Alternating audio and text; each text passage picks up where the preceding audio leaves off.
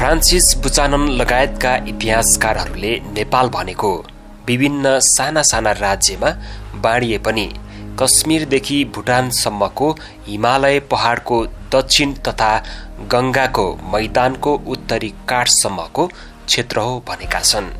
नभन्दै त्यो भनाइमा सत्यता पनि पाइन्छ। कश्मीर राज्यबाट पूर्व लागेपछि भुटानसम्म प्राय उस्तै प्रकारको रहनसहन, बसोबास तथा भौगोलिक बनावट रहेको छ। अरु त कुरै छोडौं, इतिहासको विभिन्न कालखण्डका यो क्षेत्रका राजाहरूले सकेसम्म उत्तर तिब्बती क्षेत्र तथा दक्षिण भारतीय क्षेत्रमा राज्य विस्तारको प्रयास कमै गरेका छन्। चाहे ती राजा मानदेव हुन्, चाहे जुम्लाका राजा जितारी मल्ल हुन्, या उपत्यकाका राजा एक्से मल्ल, वा त पाल्पाका राजा मणि मुकुन्द सेन अथवा गोर्खाका राजा पृथ्वी नारायण शाह नै किन नहुन्। इलामको घरमा जे पाक्छ, जस्तो खाइन्छ, प्राय त्यस्तै नै दार्जिलिङदेखि जलपाइगुडीसम्म खाइन्छ। त्यस्तै डोटीकै जस्तो चलन र बैतडीका जस्तै चन्दहरू सिमलामा पनि पाइन्छन्। नेपालको इतिहासमा 4 चोटि नेपाल एकीकृत भएको पाइन्छ।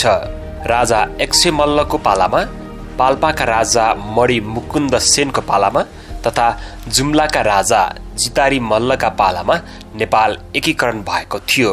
तर एकीकृत नेपाललाई माथि उल्लेखित राजाहरूले लामो समय बचाइराख्न सकेनन् अथवा आफ्ना भाइ छोराहरूमा आफ्नै जीवनकालमा बाँडेर गए। तर अन्तिम चोटि राजा पृथ्वी नारायण शाहले एकीकरण सुरु गरेपछि नेपाललाई पुनः विभाजन हुन नदी जोगाइराख्ने पद्धति बसाएर गए। अहिलेको नेपाल पृथ्वी नारायण शाहले सुरु गरेको एकीकरण अभियान अन्तर्गतकै भूभाग हो।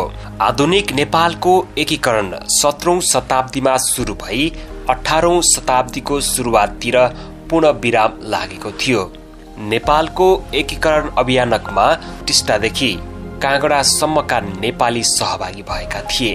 त्यसैगरी हिमाली जातिदेखि तराईका थारू तथा दनुवार जातिको समेत सहभागिता थियो। नेपाल एकीकरण अभियान जहाँ पुग्थ्यो त्यहीका नेपालीहरू त्यसभन्दा अगाडिको विजय अभियानका लागि सहभागी हुने गर्थे। आधुनिक नेपाल एकीकरण अभियानको उत्सर्गमा पुग्दा नेपालीहरू पश्चिममा काँगडा तथा पूर्वमा टिस्टा नदी तरेर पारी पुगेका थिए। पृथ्वी नारायण शाहले आधुनिक नेपालको जग बसालेर गए र सानो सानो क्षेत्र जस्तै भिरकोट, कास्की, लमजुङ, गोर्खामा राज्य गरिरहेको शाह वंशलाई पुरै नेपालको राजवंशमा रूपान्तरण गरिदिए। पृथ्वी नारायण शाह 52 वर्षको अल्पायुमै देहान्त भए पनि नेपाल एकीकरण अभियान बुहारी राजेन्द्र लक्ष्मी, छोरा बहादुर शाह लगायतले अगाडि बढाइरहे।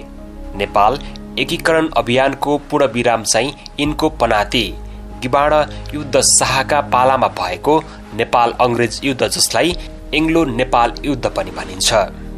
उक्त युद्धमा नेपालले आफ्नो सार्वभौमिकता बचाए पनि धेरै ठूलो विशाल नेपालको इलाका, जसमा पश्चिम क्षेत्रमा हालको भारतको उत्तराञ्चल राज्य, हिमाञ्चल राज्य तथा पन्जाबमा पर्ने केही साना पहाडी रजौटा समेत पर्दथे भने पूर्वमा दार्जिलिङदेखि लिएर टिस्टा नदीसम्मको तराई तथा पहाडी भूभाग ब्रिटिस इस्ट इन्डिया कम्पनी सरकारलाई सुगौली सन्धि अन्तर्गत सुम्पनु पर्यो।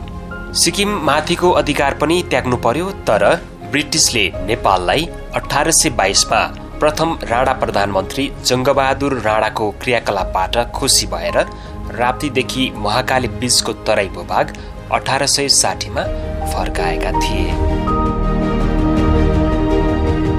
तपाईलाई आजको हाम्रो प्रस्तुति कस्तो लाग्यो कमेन्ट गर्नुहोला।